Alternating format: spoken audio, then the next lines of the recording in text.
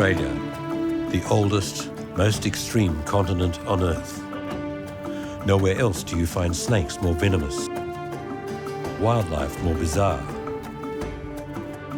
Over tens of thousands of years, people have adapted to this untamed land. They have endured its extremes and gradually learned to love it.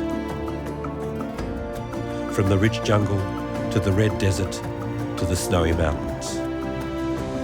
But in this vast island of wild beauty, the crowning jewels are Australia's national parks.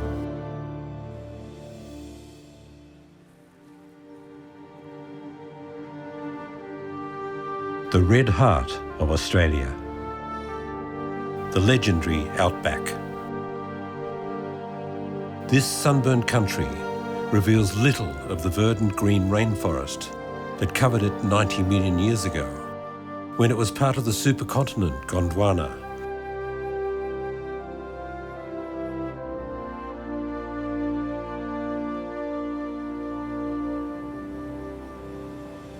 Australia's curious marsupials are the last living witnesses of that distant past.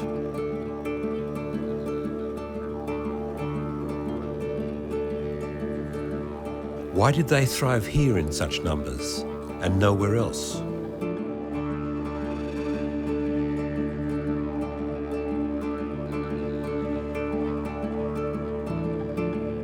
The polished sandstone domes of the Olgas and Uluru are sculpted by the eternal winds of geological time.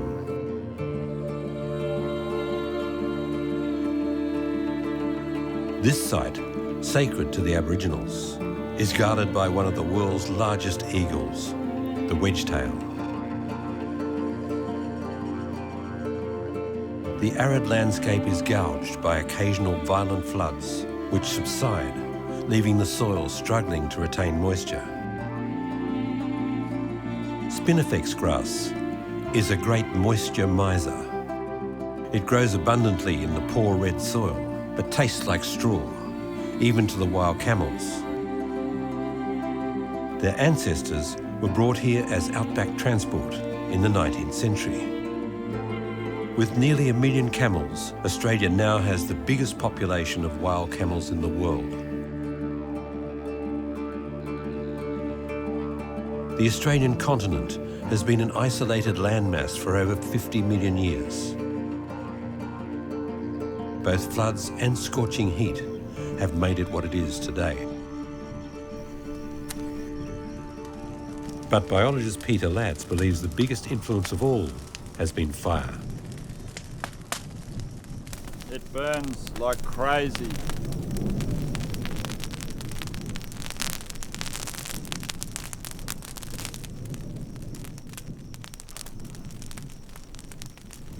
And the heat of the flames is going to push me off the side of the rock and I'm going to fall over. And this is a cold, frosty morning.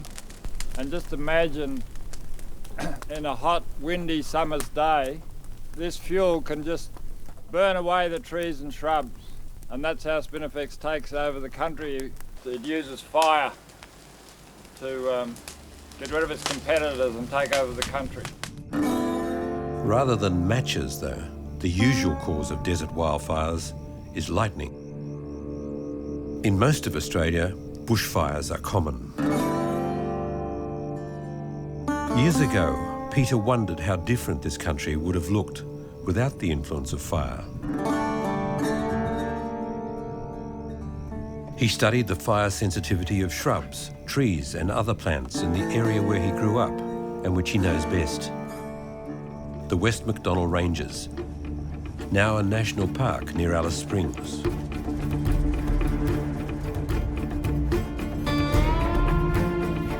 The parallel ridges of the West MacDonnells form a jagged spine from west to east through the otherwise flat landscape.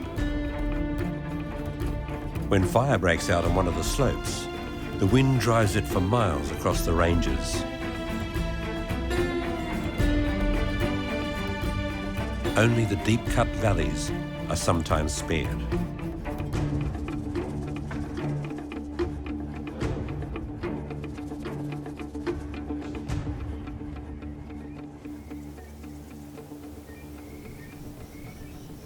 As the midday sun beats down, the low-lying areas of the park seem lifeless in the blazing heat.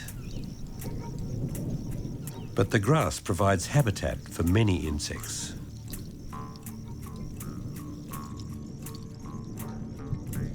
There are over 1,200 species of ants in Australia, and for them, it can't be hot enough. Ants are the only source of food for the bizarre thorny devil, a small desert lizard that gobbles up to 750 of them a day.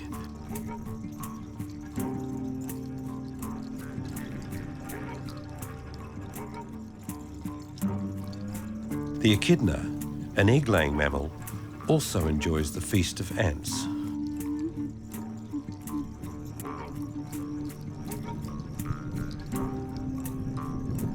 The echidna rummages in rotten logs or digs in the ground for ants and termites.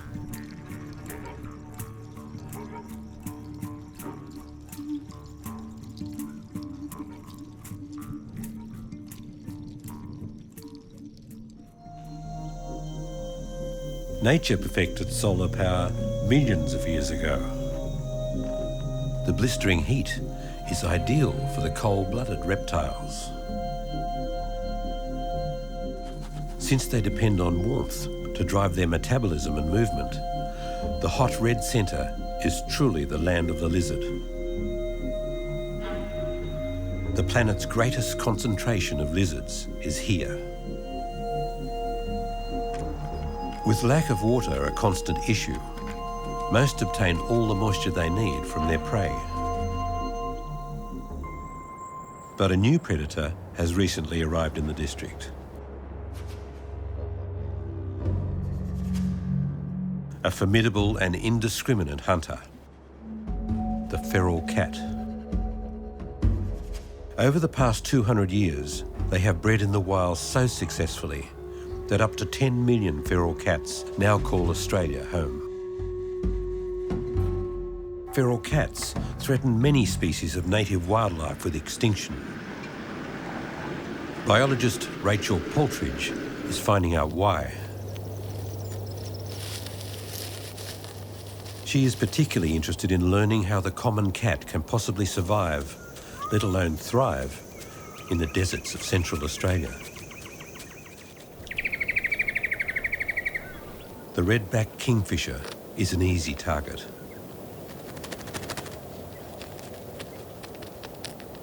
Under threat, it flees, leaving eggs and young unprotected.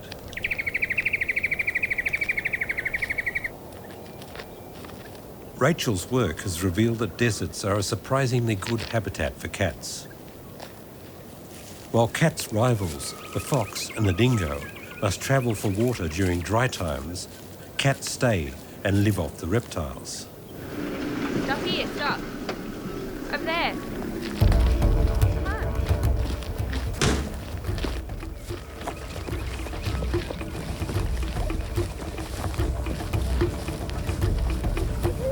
There's no way that I'd be able to capture cats without that help of the Aboriginal women, but with the Aboriginal women we can always get a cat pretty well when we want it.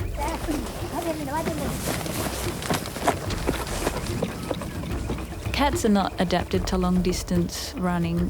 They actually tire out quite quickly. This is how Aboriginal people are able to capture cats, initially following their tracks, then flushing the cat out.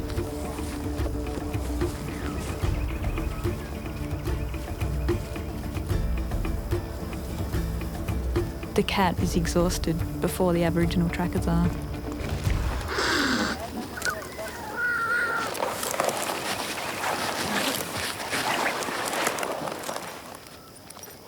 Once we've caught a cat, we put the radio collar on it. Let him go. Let him go. I'll leave it here.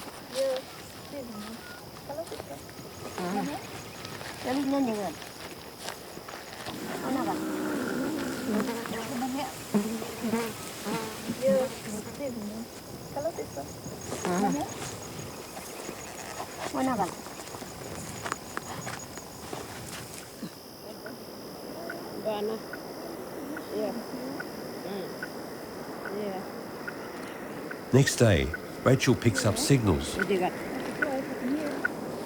When they find tracks, the Aboriginal women piece together the cat's story from prints in the sand.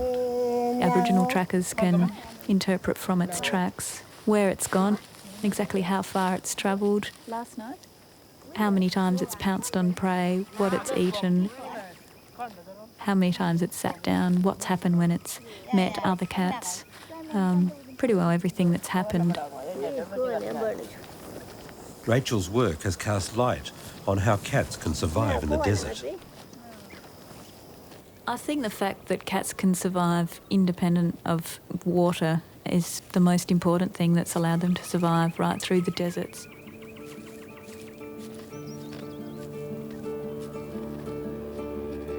While the cat has adapted well to this harsh environment, desert bird populations fluctuate enormously depending on the abundance of the season. Wild budgerigars start breeding in huge flocks as soon as there is water and grass seed about. They sweep across the plains in their hundreds of thousands in one of Australia's most spectacular wildlife displays.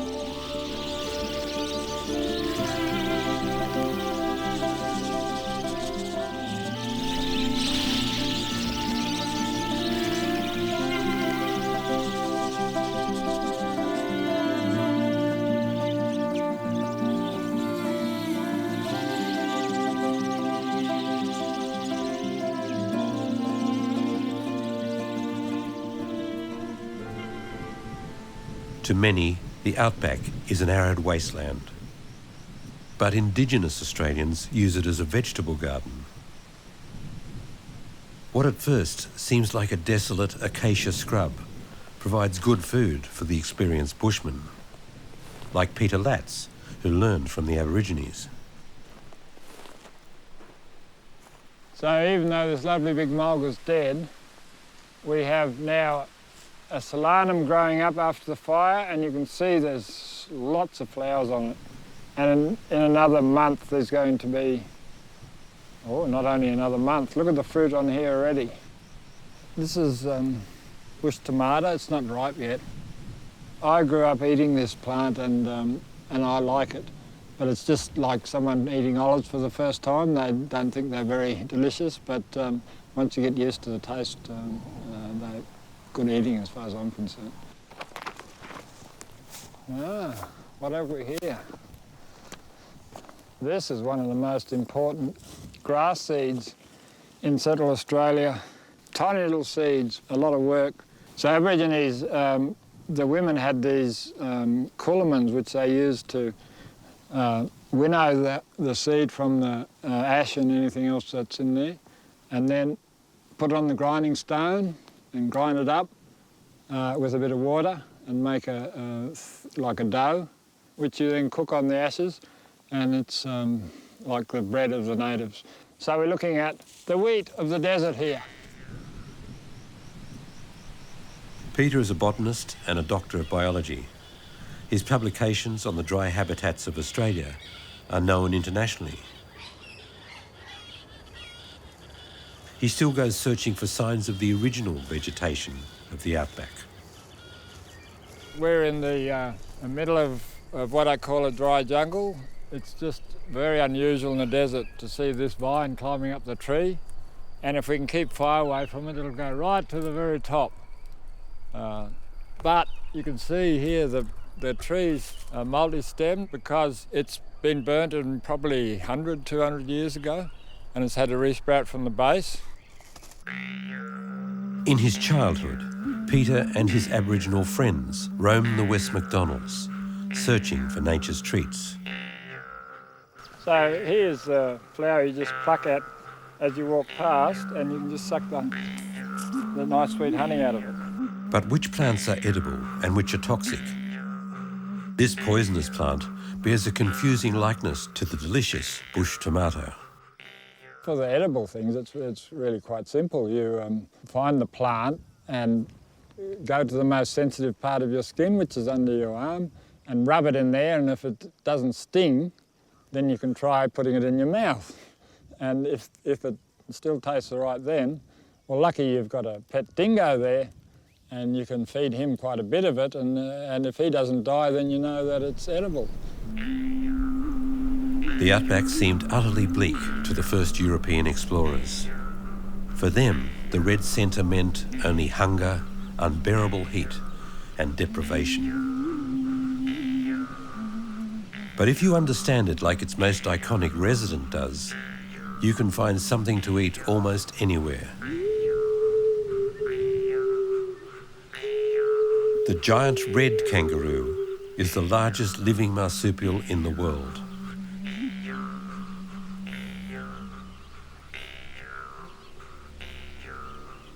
A red kangaroo mother with her offspring. The joey will rely on her milk for a year. They have coped better than many other marsupials and live wherever the trees are to act as shade.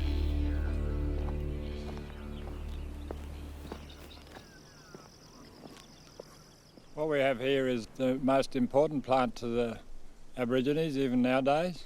It's used for chewing tobacco. This is a plant that comes up after fire. It's most prolific after fire, and Aborigines probably burnt a lot of country just to produce this plant. They didn't smoke it because it doesn't smoke when it's dried, it just keeps going out.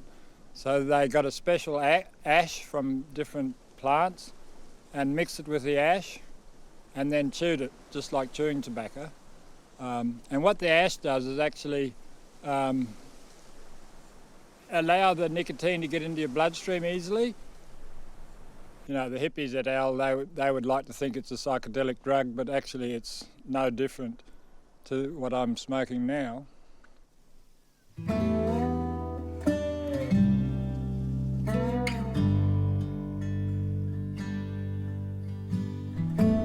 Peter's grandparents were 19th century German immigrants.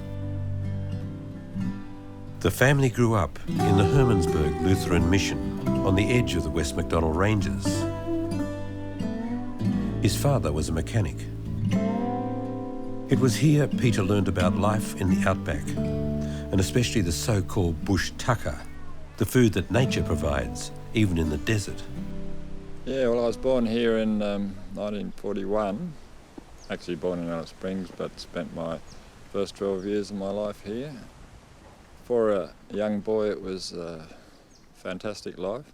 Because every Saturday we used to, I only had Aboriginal mates at my age, and we would go out every Saturday fishing down in the Fink or eating bush tuckers and lighting up the spinifex, and sometimes three of us on a donkey with no saddle or bridle, just wandering through the bush. Hermansburg is still inhabited, with the old village around the church preserved as a museum. The settlement was founded at the end of the 19th century by immigrant missionaries. Young pastor Carl Strelo was one of the few with the necessary stamina to endure this harsh life.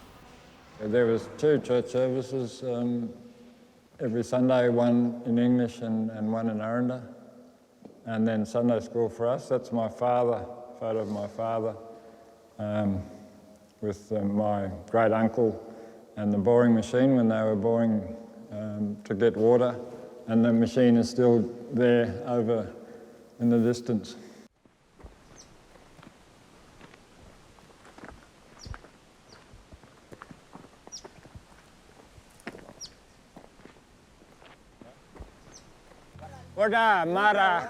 Word gets around that Peter has arrived. His old friend Herman comes to see him. He speaks Aranda, the language of the original inhabitants of the West MacDonnell's region. We were riding donkeys together when we were young fellas and catching the fish. Herman and I used to go out and spear them, didn't we? Spear them? Yeah. And take netting wire. Well, we used to walk around. What I owe the people that brought me up is the fact that they taught me not only bush tucker, but they taught me to be a good observer. And that's held me in really good stead as a scientist. There is a theory that the first 5 years is the important part for your brain. It actually forms pathways. And so my brain is wired more in the Aboriginal way, I think, than the white man's way. The Dreamtime is the creation story of the Aborigines, and it's still alive today. Legends have passed down from generation to generation about the genesis of the country's hills, canyons, and watercourses. Its sacred landforms mark the Dreamtime's mythic geography. When the rainbow serpent vied with the sun and other great spirits to mould this land, allowing water and life to flow through it. The Goss Bluff crater is one of the most important sites on the Aranda people's spiritual map. Many Aranda come here to commune with their ancestors.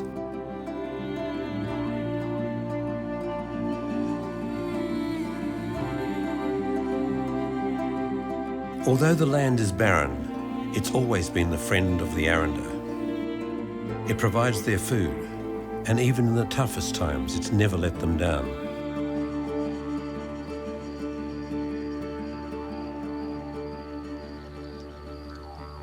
When it rains, nature produces a special treat. Buried treasure. But these are not pearls, they're ants.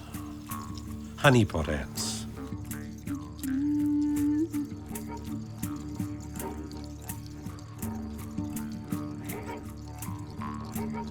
Although it's hard work, it's always been the duty of women to collect the honeypot ants. First, the honey soldier ants have to be identified among the different species. The sun must be high in the sky, casting few shadows. The rest is done with a practiced eye and patience. It's important to find the exact hole where the soldiers disappear into the earth. To look for ants with yellow stripe at the back. They come up every after the rain. They walk around, get all the honey from the trees. The mother trees. With them red flowers, they get some honey from there, the workers, and they go down to feed them other ones. Then the hard part, following the path of the soldiers deep underground. Their tunnels are usually vertical, running 2.5 metres straight down. If you dig carefully at first, you can trace their direction.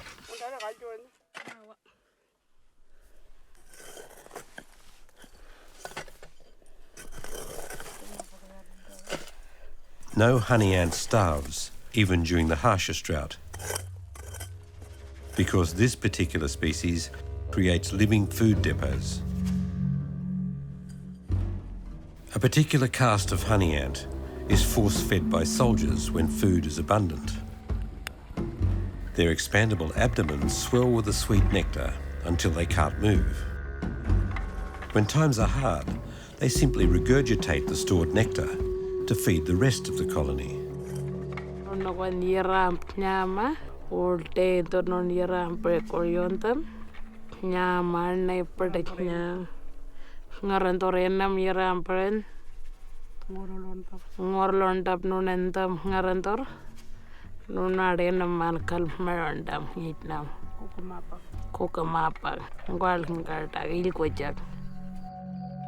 You can think of honeypots as vitamin C candy because the ants' abdomens contain many health-giving substances besides sugar.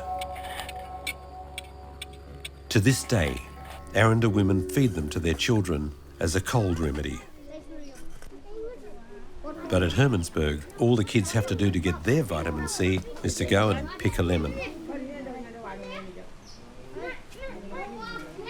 This old citrus tree was already bearing fruit when Peter was a boy. This is the house that I grew up in, and the house looks much the same, but the garden was very different in those days. We had a lawn here where we used to sleep on the hot nights when the house got too hot.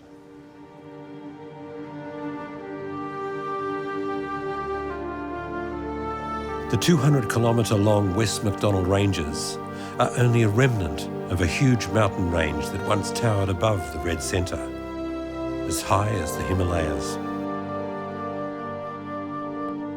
Wind, water, ice and heat have eroded the sandstone for hundreds of millions of years, creating the different habitats we see today.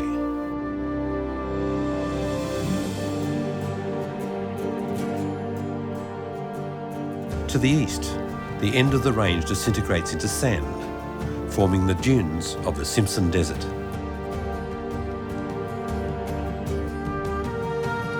The arid outback never felt the tread of horses until they arrived with the cattle farmers and their stockmen. Now there are more wild horses or brumbies here than on any other continent.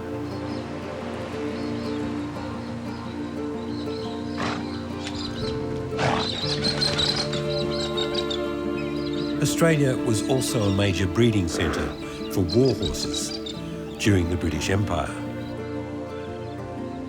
When machines took over, the horses were set free to join the wild herds of brumbies that roam the West MacDonald region to this day. Horses need to drink every 24 hours.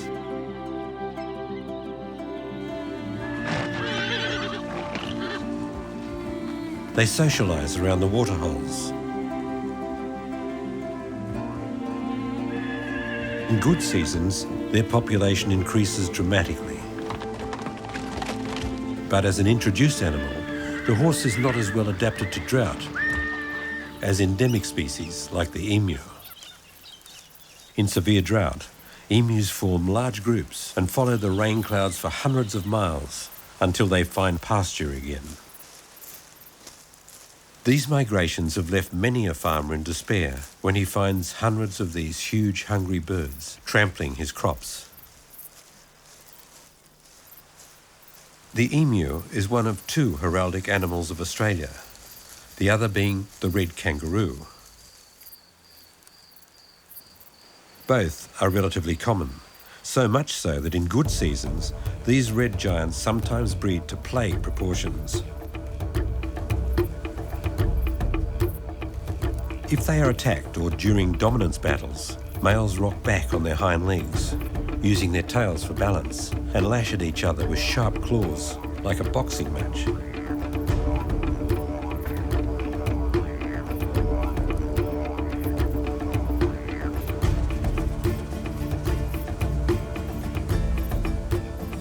When equally matched opponents face off, the struggle can end up a bloody one.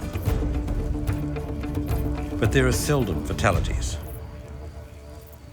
More likely it's the terrible droughts that ravage the wildlife of Central Australia. And there are always scavengers, like the wedgetail and the dingoes, to deal with the carcasses.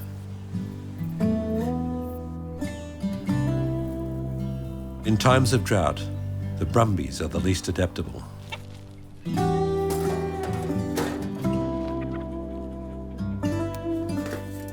It's been 8 months without any rain.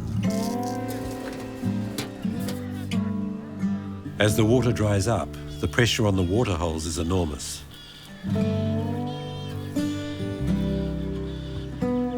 Not only horses, but cattle, camels, donkeys, goats and rabbits have to share the resources with the native animals. Food around the waterholes soon runs out, and the horses have to travel further each day to eat.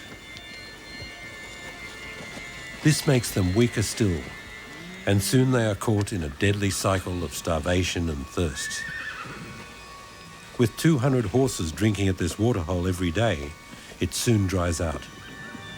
They take to digging in the dry riverbeds.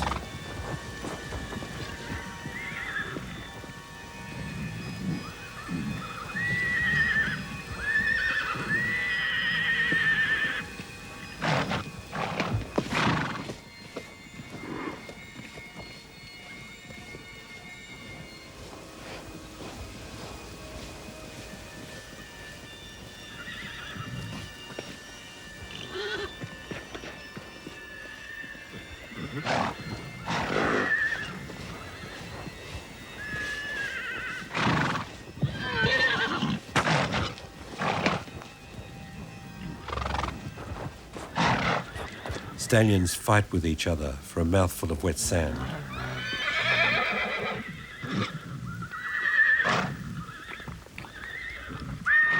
A desperate mare pushes her foal aside.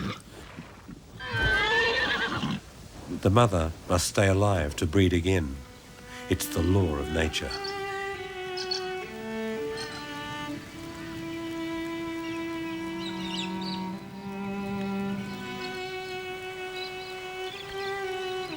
The predators await their opportunity. Perhaps the cruelest irony of all is that within a few hours of the foal's death, it starts raining.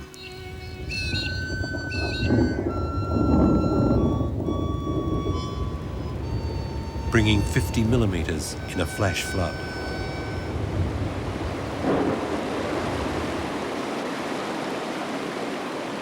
The casualties of a lost struggle are washed away.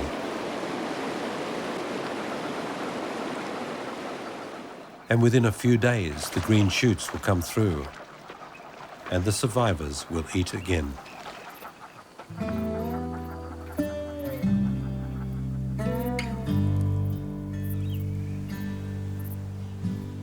Peter lives where he feels most at home, in nature, at the foot of the West MacDonnell Ranges.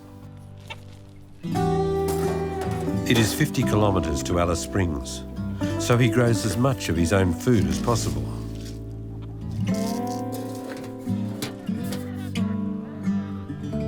His plot is mostly natural, and he makes sure that no introduced plants grow on it. It's shaded by giant eucalyptus, a very special tree for the original Australians. This is called a ghost gum for obvious reasons.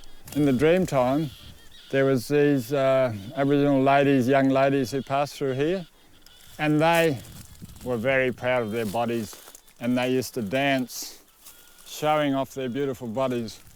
And this is one of them that is still here, dancing, showing me her beautiful bodies.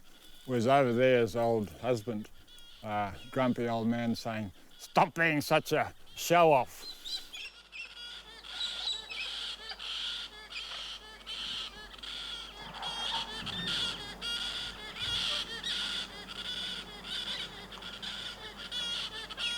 Peter built this little house himself. It has electricity and running water, unusual out here. This is the remains of a billion-year-old stromatoliths. They were the first organisms to create reefs on the planet and created the oxygen that we breathe. This is part of a jawbone from Alcuda of a wombat-like animal bigger than a sheep that was very common here 8 million years ago. Peter lives alone.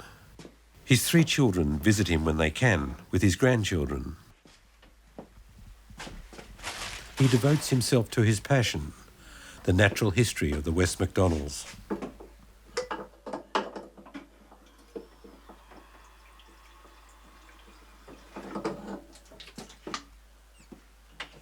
Some of his fossils give an indication of what the vegetation was like in the early days of life on this part of the Earth. So about 8 million years ago, the biggest bird that ever walked on the planet was walking around in this part of the world, and I'm helping the expert dig out the bones east of Alice Springs. And here's just a little toe bone of the bird, and here's part of its huge leg bone. And it's not related to the emu, it's related to the geese, actually.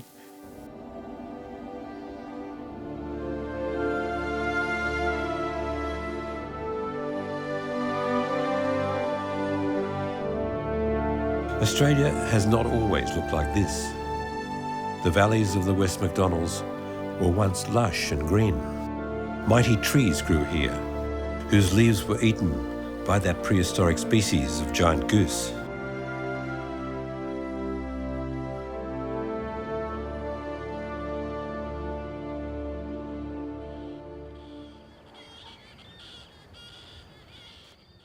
The interesting thing about this whole area is that there is something like 15 to 20 types of shrubs and trees, there's such a diversity of plants that you have to say it's a jungle, a mixture of all sorts of different plants. And that's high biodiversity. That makes this place very special indeed. Although the red sandstone has hardly any ready nutrients, the vegetation has thrived on recent heavy rain. But it is already tinder dry again and ready to burst into flames. Once everything is burned to charcoal, the dry roots of the shrub no longer give the rocks support, and erosion will take its course. So here we're looking at the type of vegetation that I consider was the primary Gondwana land vegetation that was common all over this desert 100,000 years ago. And you only find little patches of it left here in these fire shadow areas where the fire can't get into.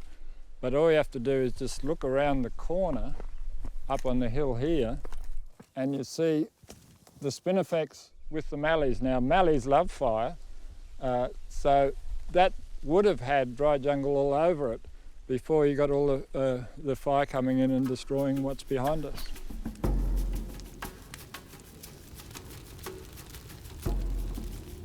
Spinifex is so flammable that it even burns soaking wet. This shaggy grass, which is almost indigestible for animals, colonises any area that fire has ravaged. It's so prolific that it eliminates all its competition. Of course, spinifex doesn't sit down and say, I'm going to take over the mulga. It is just a process that's happening where one plant has a better advantage after fire than the other one. But I like to think of the spinifex sitting there saying, "Ah, mulga, you're doomed. We're taking over. You've had it, mate."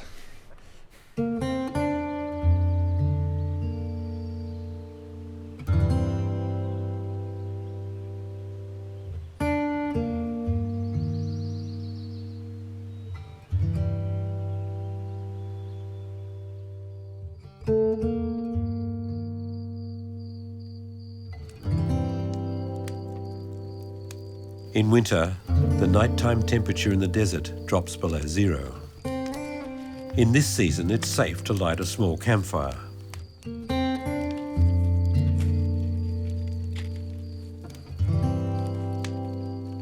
Peter is now over 70 years old. He worked on cattle stations before he began to study biology. He has spent most of his life in the outdoors. 4 plants are named after him as international recognition for his botanical work. The insects move more slowly after sunset. The narrow-footed marsupial mouse, the dunnart, is on the hunt. Almost all small mammals in Central Australia are nocturnal. Otherwise, the heat of the day would dehydrate their fragile bodies.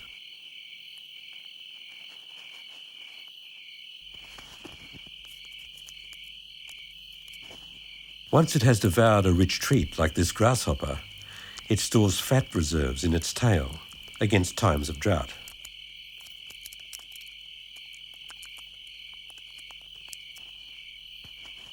This resourceful marsupial mouse cannot do anything to prevent the destruction of its habitat by fire.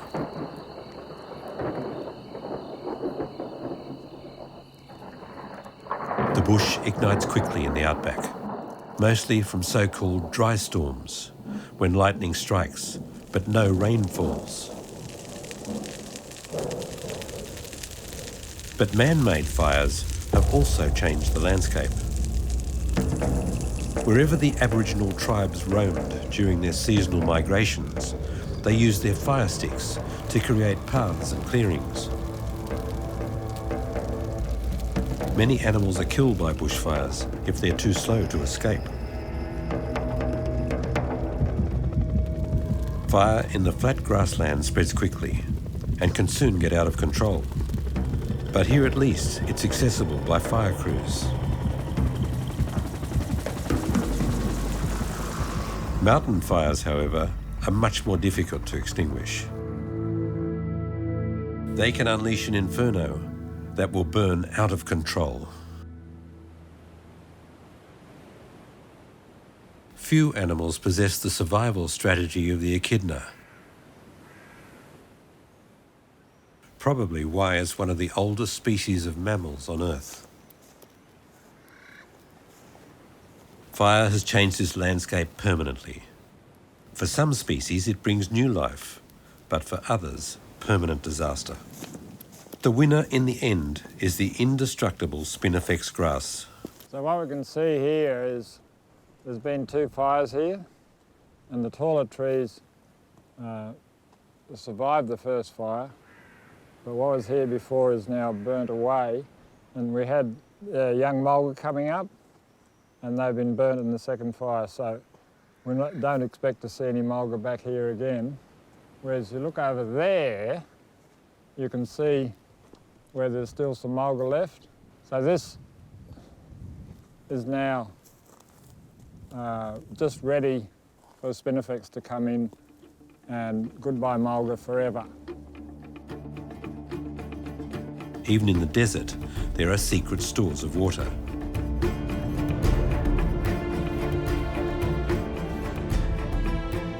Apparently parched rivers can still retain moisture in deep layers of sediment, even after years of brutal drought.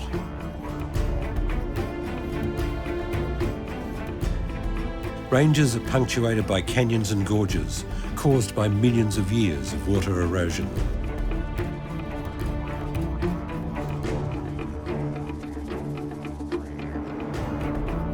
The Finke River, the most well known in this region, is one of the oldest river systems on Earth. 400 million years ago, it carved out the Glen Helen Gorge in the West MacDonalds.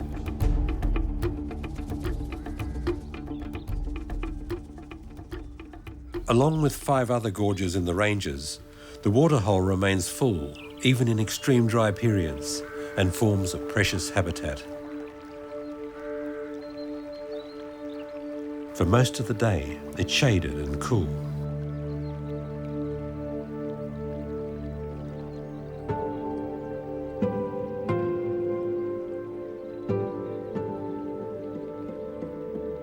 The gorges of the West MacDonald Ranges provide an important ecological niche.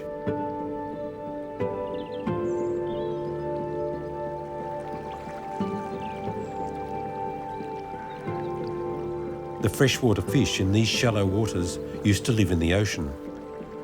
Until millions of years ago, they were enclosed by the land. In the dry season, the fish struggle against the declining oxygen content in the water. Predators then find them easy pickings. Much about this unique place still awaits discovery. The picturesque Ormiston Gorge, with its rugged cliffs and sheltered valley billabongs, is one of Peter Latz's favourite hunting grounds. It is so botanically rich because it is largely protected from bushfires. Now this tree is very fire sensitive. You won't find any in the spinifex up the hill there, but it was an important plant to the Aborigines, and they told me when I first asked them about it, we used it to smoke our babies. And I thought, smoked babies, they must be delicious. No, I got it wrong. What they do is they dig a hole, baby size, light a fire in it, till the coals burn down, and then they put this plant on top of the coals, and the fumes that come up are very good for the baby. Even an adult can be treated this way, and they say after you lie there for half an hour, you can get up and hunt a kangaroo.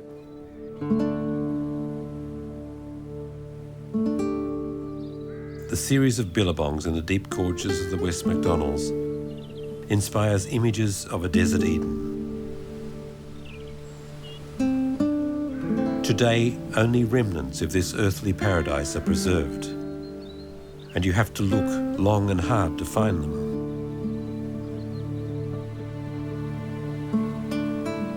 Millennia of fire and heat have transformed this into a dramatically austere landscape.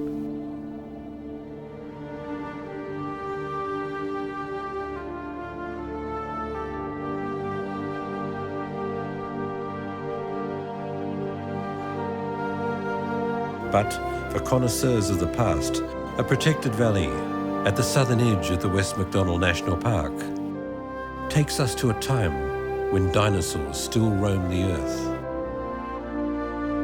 A fringe of St Mary's palms points the way to one of the most beautiful places in Central Australia.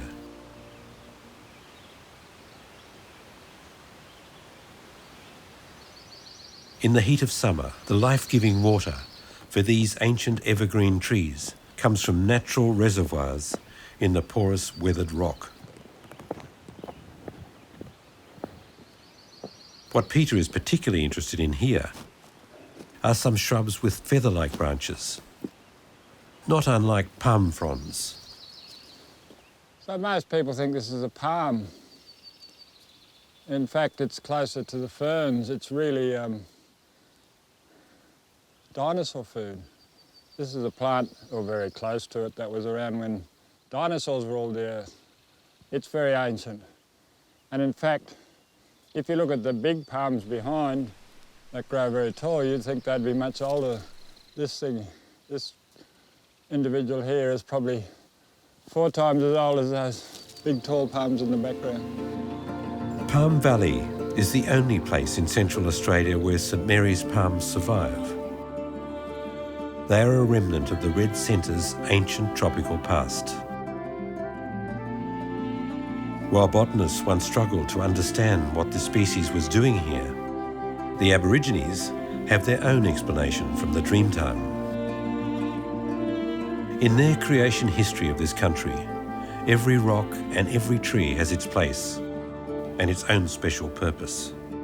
The Aboriginal story is very interesting too, because there's a hill 100 kilometres north of here, and the story, the Dreamtime story, is that the old men were initiating the young men, and they had their hair tied into a bun behind their head, and which was traditional, and there was this huge bushfire. It was so terrific that it killed all the old men and blew the young men up into the sky, and some of them landed near Goss's Bluff and turned into the grass trees, and the rest of them landed here in Palm Valley.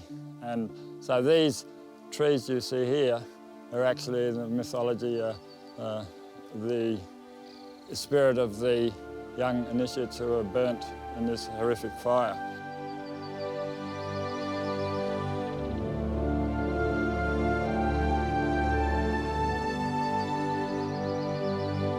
Peter searches for rare plants that once dominated the continent. Due to Peter's discoveries, we are now more aware of the prehistory of the Outback. And this gem in the heart of the West MacDonnell National Park is a living remnant of how the red heart of Australia once looked, before fire changed the country forever.